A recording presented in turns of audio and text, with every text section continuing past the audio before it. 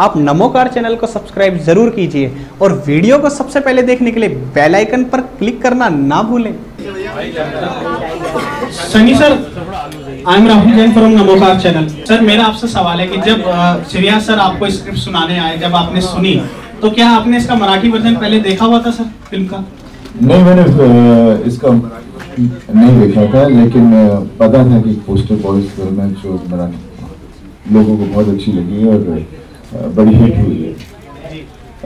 मुझे भी किसी ने, मैंने जब जानना चाहा, क्योंकि मैं अभी फिल्म करना चाह रहा था बॉबी मेरे साथ, तो उस वक्त किसी ने मुझे, हमारी हैं पराग जी हैं जो PR का है, उसने मुझे बताया कि श्रेयस का टॉपिक है, उसके अंदर उसका आइडिया क्या है। जो जैसे मैंने आइडिया सुना मुझे बहुत पसंद आया, तो मैंने कहा ये करना चाहेंगे। और फिर उसके बाद हम सब इकट्ठे हो गए और आज आप सब लोग के सामने इकट्ठे बैठे हैं इस उम्मीद से कि 8 सितंबर को आप इंसिस्ट करोगे पूरी जनता को, देश की, जाके ये पिक्चर देखिए सिनेमा हॉल में। बिल्कुल सर। सर एक मेरा आपसे क्वेश्चन है कि जब आप राइटिंग और डायरेक्शन भी बहुत अच्छा खूबसूरत आप करते हैं, आपने घायल वंस अगेन में किया, तो इस फिल्म में भी आपके कुछ इनपुट्स देखने को मिलेंगे। श्रेयस सर के साथ जब डिस्कशन होता होगा तो कुछ आपने इम्प्रोवाइज कराया स्क्रिप्ट के अंदर? नहीं, ऐसा कुछ नहीं होता, बिकॉज मैंने श्रेयस के अलावा पहले भी बहुत नए डायरेक्टरों के साथ काम किया है, लेकिन कभी मैं अपना आपको उसके अंदर को शूटिंग या उसके उस वक्त में उलझता नहीं हूँ, क्योंकि विजन एक आदमी का आना चाहिए और जब आपको उस पर भरोसा है तो फिर उस भरोसे पर चलना चाहिए। श्रेयस सर, आपकी स्क्रिप्ट पहले से आपने मराठी वर्जन आपने देखा ही था, तो आपके माइंड में कंसेप्ट आया, तो आपके माइंड में ये कैसे आया कि ये रोल सनी सर को शूट करेगा, क्योंकि इनकी जो पर्सनैलिटी है बहुत उस रोल से बिल्कुल अपोजिट पर्सनैलिटी है कि यही वजह थी बेसिकली कि जिसके वजह से, तो बेसिकली सब्जेक्ट ऐसा है कि जब हम लोग कहानी लिख रहे थे तो सनी पाजी को ही आपके सामने रख के लिख रहे थे, क्योंकि आई ऑलवेज वांटेड, जो इमेज आता है कि नसबंदी भी है, लेकिन अगर वो शख्सियत ऐसी हो कि दुनिया भर। सर आपके आ जाने से आज माइक की भी नसबंदी हो गई सर। इसका कनेक्शन करिए अभी, जैसे बॉबी कहता है no if no but only cut. तो वो जो इमेज थी कि अगर ऐसा जो असली मर्द जो दुनिया भर में जिसको मर्द कहते हैं, जिनकी शक्ल सामने आती है, उनकी फोटो अगर ऐसे पोस्टर पे छप जाती है तो क्या होगा, यू नो। तो that was the first idea, and then of course getting Sunny paaji on board was a dream. लेकिन सर आप ये तो बताइए, आपने उन जो लेडीज जो प्रेग्नेंट होती हैं, सनी सर का फोटो लगाती है, कैलेंडर सामने लगाती है कि हमारा भी बच्चा ऐसा हो, लेकिन इस फिल्म के बाद आपने तो इनकी बिल्कुल ही इमेजेस चेंज कर दी सर, बिल्कुल काफी। नहीं, एक्चुअली वैसा भी नहीं है, क्योंकि ये जो फोटो छपी है वो गलती से छपी है। इन तीनों में से किसी ने भी ऐसा कोई ऑपरेशन कराया नहीं होता। जो फोटो छपती है वो गलती से बिना इनकी इजाजत के छप जाती है, जबकि इन्होंने ऐसा कुछ किया नहीं है। और इसीलिए ये तीनों फिर एक साथ आते हैं और डिसाइड करते हैं कि हम लड़ेंगे और अपने आप को जो है निर्दोष साबित करेंगे। तो उसके लिए वो लोग क्या क्या करते हैं वो कहानी है। कहीं पे भी हम कोई ज्ञान की बातें नहीं कर रहे या कोई कुछ प्रीच करने की कोशिश नहीं कर रहे। सिंपल सी 3 बंदों की कहानी है जो एक सिचुएशन में फंसे और उसमें से बाहर निकलने के लिए क्या क्या करते हैं। और उसके अलावा जो आप बोलते हो पोस्ट बच्चे हैं, तीसरा नहीं होना चाहिए। और ये भी बताता है ना कि जब मर्द नसबंदी कराता है तो उसकी मर्दानगी नहीं जाती, इसीलिए सनी देओल जब आप इसको देखेंगे इस पोस्टर पर तो ऐसे, ताकि सबको ये दिलासा मिले। Sir, this is Charu from Delhi 99. Shreya sir, my question is for you. नसबंदी जैसा टॉपिक ऐसा है जो नॉर्मली सोसाइटी में लोग इसके बारे में बात नहीं करते हैं, और इससे पहले भी कुछ ऐसे टॉपिक्स पर भी मूवीज बनी हैं जिसमें सोसाइटी में बात नहीं करते। क्या आपको क्या लगता है कि सोसाइटी इतनी ओपन हो चुकी है या इस समय इन सब टॉपिक को यहाँ पे लाने की जरूरत है? एटलीस्ट जब मराठी में हमने ये फिल्म बनाई थी 2014 में, तब भी कुछ लोगों को ऐसा लगा था कि अरे नसबंदी जैसा टॉपिक है, पता नहीं एक्सेप्टेंस होगी, लोग देखेंगे नहीं देखेंगे। But the success of the film proved कि obviously people are ready for it. And I guess अगर आप एक कहानी सिंपल तरीके से, अच्छे तरीके से अगर प्रेजेंट करो तो लोग जरूर देखते हैं। I mean over a period of so many years history has proved कि एवरी टाइम कोई एक फिल्म मेकर एक नया कुछ कॉन्सेप्ट लेके आता है, अगर वो अच्छी तरीके से एग्जीक्यूट किया जाए तो people always go for it.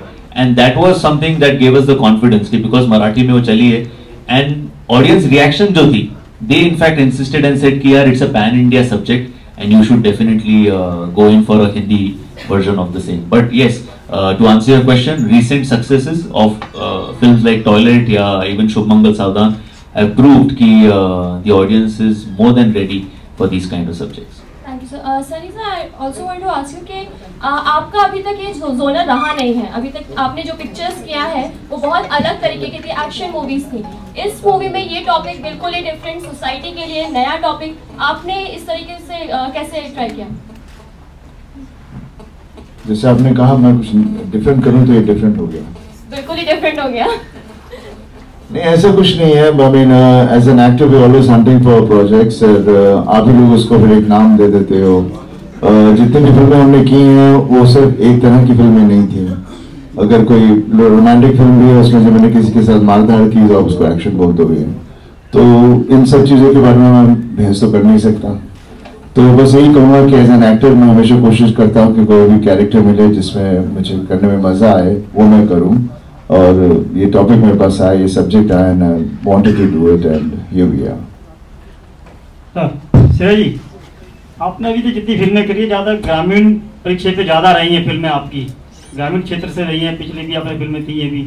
और ये जो नसबंदी का दौर था बहुत बड़ा दौर हिंदुस्तान में एक आया था जब बदलाव की जिंदगी थी, तो क्या क्योंकि उस दौर की कई फिल्में भी लगातार आ गई हैं 1975 के आसपास की, तो क्या ये ट्रेंड चल रहा है क्या उसी दौर की फिल्मों को लेना है, क्या करना? अभी 2-3 नहीं, ये किसी दौर की फिल्म नहीं है सर, मतलब वो जो उस वक्त हो गया था उससे इस कहानी का कोई लेना देना नहीं है। ये आज की बेसिकली कहानी है, आज के टाइम में इन तीनों के साथ ये घटना होती है। ये बेसिकली कहानी इंस्पायर्ड है एक रियल लाइफ इंसिडेंट से जो 2012 के आसपास महाराष्ट्र के गांव में 3 कूलियों के साथ ये घटना हुई थी कि उन बेचारों की फोटो एक पोस्टर पे छप गई बिना उनकी इजाजत के, और फिर उनके लाइफ में कई सारी प्रॉब्लम्स है। तो उस जर्म को हमने लेके हमने एक कहानी लिखी, तो it is a very present day story. अगर आप आज भी मैं अगर आपको भी पूछूं कि क्या आपने नसबंदी करवाई है तो आप 2 मिनट के लिए थोड़ा झिझकेंगे आंसर देने से पहले, और अगर मैं आपसे कहूं कि मैं आपकी फोटो छाप देता हूं पोस्टर पे तो आप आई एम श्योर आप कहेंगे अरे यार भैया मुझे अवॉइड करना, किसी और की लगा देना। सो आज भी वो चीजें हमारे दिमाग में इतनी फर्म है कि नसबंदी माने हम शायद कुछ गलत चीज कर रहे हैं या कुछ गलत चीज हो रही है, हम थोड़ा एम्बेरेस्ड फील करते हैं, हंसी आ जाती है, मतलब वो situation is very funny, but कुछ लोगों के साथ बेचारे परेशानी जिन उनके साथ जो होती है वो बेसिकली कहानी कहने की कोशिश की। सर फिल्म का स्क्रिप्ट का क्या वो है कि कितने गाने का किस तरीके से है, कितने गाने हैं इसमें, और किस तरीके से गाने का जो गाने सर टोटल एल्बम में 4 गाने, बट फिल्म में दो ही गाने। हेलो सर, पंजाबी सॉन्ग ओए होए कुड़ियां शहर दियां दलेर मेहंदी का फेमस सॉन्ग है, उसको आपने जो पिक्चर में डाला है वो सर बॉबी सर और सनी सर की इमेज को देख के पंजाबी डाला है सॉन्ग? आजकल सब गाने पंजाबी होते हैं अक्सर जितने भी। नहीं ये सॉन्ग जो सर की इमेज को डाल के डाला गया कि नहीं, इसलिए डाला गया कि मैंने जिद की कि उस मेरी पिक्चर थी उसमें मैं नाचा नहीं था, इसमें डालो मेरे को नाचना है। Hello sir, hello I am Ashish from बोलविंदास। तो मेरा क्वेश्चन है सर आपसे कि इस मूवी में आप लोगों को दिखाया गया सरकार से लड़ते हुए, तो क्या आपको लगता है ये एक तरीके से एक मैसेज मूवी हो सकती है? देखिए मैसेज मूवी, ये मूवी, वो मूवी, तो हम लोग उसके काफी कुछ भी बना देते हैं, लेकिन अक्सर जितनी भी फिल्में होती हैं, जब भी फिल्में हम लोगों ने, जिन्होंने भी आपने पुरानी फिल्में भी जब भी देखी होंगी, तो आप अक्सर वो फिल्म को लेकर बाहर जाते हैं, और उस फिल्म के अंदर इसलिए बाहर लेकर जाते हैं क्योंकि आपके साथ कहीं ना तो कहीं कनेक्ट होती है। तो ऑब्वियसली जब जहाँ पर भी हम रह रहे हैं तो ये कैरेक्टर्स हैं, इसी देश में रह रहे हैं, उनके साथ क्या उलझने होंगी सोसाइटी में, गवर्नमेंट के साथ, फैमिली के साथ, वो सब चीज़ें जो हर आदमी के साथ होती हैं, वो पूरे सब्जेक्ट में अपने आप ही आती है, नहीं कि हम उसको जानबूझ के दिखाना चाहते हैं, अंडरलाइन करना चाहते हैं। तो जब इसी वजह से हम लोग जब पिक्चर देखते हैं हमें भी अच्छी लगती है, because we identify with it, और उसके अंदर से फिर जो भी मैसेज मिले ना मिले वो हर आदमी को पता ही होता है कि हाँ ये मेरे साथ थोड़ा कभी ऐसा हुआ था, कभी ये हुआ था। नमस्कार सर, मैं रंजना नेटिव न्यूज़ से। सबसे पहले तो शुभकामनाएं दूंगी मैं, और उसके बाद एक सवाल मेरा ये है कि रीमेक है ये आपका मूवी जो भी है, पहले ये मूवी बन चुकी है, तो मैं ये जानना चाहूँगी कि आपको ऐसा नहीं लगता कि देखने वाले लोगों में जो है कमी आएगी क्योंकि उस तरफ के लोग जो होंगे जहाँ पे ये जहाँ के पहली मूवी होगी जहाँ पे वहाँ के लोग ऑलरेडी ये देख चुके हैं, तो वो सोचेंगे कि सेम टू सेम वैसा ही मूवी ये होगा और उस वजह से शायद वो ना देखें। देखिए, ये सोच के तो नहीं आदमी करता क्योंकि उसे कुछ मैंने किया क्योंकि मुझे आइडिया अच्छा लगा। ये नहीं सोचा कि मराठी में बनी है तो वो लोग नहीं देखेंगे, बिकॉज हम ऑब्वियसली रीमेक कर रहे हैं, लेकिन अनफॉर्चुनेटली मैंने पूरी पिक्चर देखी नहीं, बट डेफिनेटली कैरेक्टराइजेशन हम दिखाना चाहते थे नॉर्थ इंडिया के हिसाब से, नॉट जस्ट महाराष्ट्र, तो काफ़ी चीज़ें डिफरेंट होंगी। हाँ, बैक टू के वो देखे ना देखें वो उनकी मर्जी है, जो मुझे लगता है प्रोमो अच्छा लग रहा है फिर से उनका दिल, और अक्सर ये होता है जैसे इन्होंने गाना भी लिया, पुराना गाना रीमिक्स करके किया तो लोग एंजॉय कर रहे हैं, वैसे ही मराठी में भी लोग रीमिक्स देखेंगे हमारी हिंदी फिल्म का। और मुझे लगता है कि जैसे दुनिया भर में सनी पाजी के, बॉबी के फैंस है, वैसे महाराष्ट्र में भी उनके कई सारे फैंस है। तो महाराष्ट्रियन पॉपुलेशन ने मराठी फिल्म देखी है, लेकिन अब सनी पाजी और बॉबी इस फिल्म में अलग से क्या कर रहे हैं, मेरे ख्याल से ये देखने के लिए लोग, और श्रेयस भी है। हाँ, मैं भी हूँ। Hello sir, hello, I am Numan from Marathi 24 news. मेरा श्रेयस सर और आप तीनों से ही सवाल है। जब आपने सर को स्क्रिप्ट सुनाई, सनी सर और बॉबी सर को, तो उन्होंने तुरंत ही हाँ कहते तो सोच विचार करा कि नहीं यार, मतलब आपको इस स्क्रिप्ट ढूंढी रहे थे ऐसी, या आपको सोचना पड़ा कि यार फिल्म करनी चाहिए नहीं? जैसे मैंने कहा कि मुझे आइडिया सुनाई दिया, तुरंत मैंने उसी वक्त उसकी डिसीजन ली कि मैंने ये सब्जेक्ट करना है, क्योंकि जैसे मैं बार बार कहता हूँ कि मैं हर चीज़ एक स्पोर्ट्स की तरह हूँ, बिकॉज मैं अपने आप को स्पोर्ट्समैन समझता हूँ। तो हर चीज़ स्पोर्ट्समैन में जो होता है इंस्टिंक्टिव होता है, और इंस्टिंक्ट मतलब कि आपका दिमाग ने उसी वक्त आपको बता दिया, आपको इतने ज़्यादा खोजने की ज़रूरत नहीं कि आपको कोई चीज़ अच्छी लग रही है, अच्छी लग रही है। सर बॉबी सर, आपने इसमें टीचर्स का रोल किया है और आप तो टीचर्स बने, आज टीचर्स डे भी है, क्या शेयर करेंगे आप लोग तीनों लोग आके? Happy teachers day to all of us. Sir Hindi, शुद्ध हिंदी में बोलिए ना सर। शुद्ध हिंदी यार, श्रेय से फंसा दिया मुझे हिंदी टाइप बनाकर। वर्कशॉप करेंगे, वर्कशॉप करके आता हूँ, फिर देता हूँ जवाब। मुझे आप अपने सब सवाल दीजिए। एक्चुअली बोलेगा शुद्ध हिंदी में भी बोलेगा।